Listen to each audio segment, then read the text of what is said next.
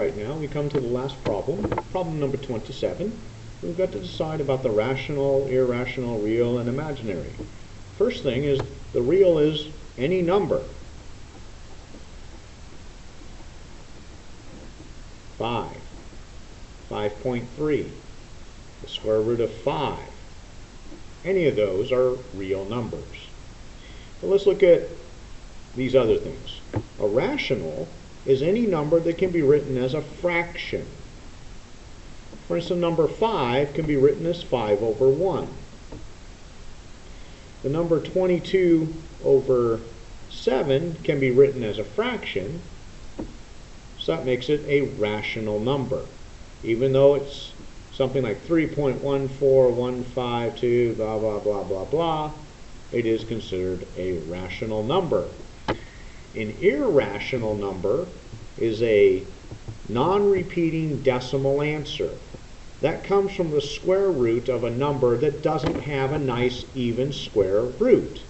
For instance, the square root of 9 is equal to 3.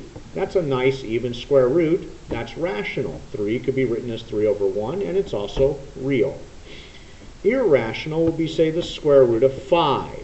The square root of 5 has a non-ending, non-repeating decimal answer. Imaginary comes from the square root of a negative number. Square root of -5, square root of -36, so forth and so on. So if you have a square root of a negative, you have an imaginary number.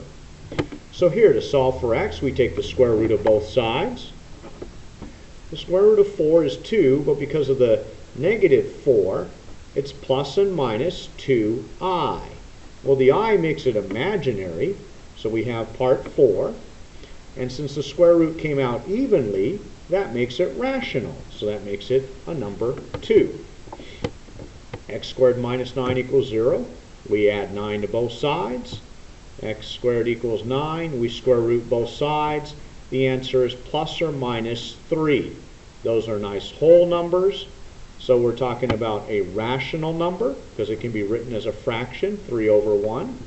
Oops, sorry, the number 2 here. And it's also a real number, so that's 3. It is not irrational, and it's certainly not imaginary because this was not a square root of a negative number.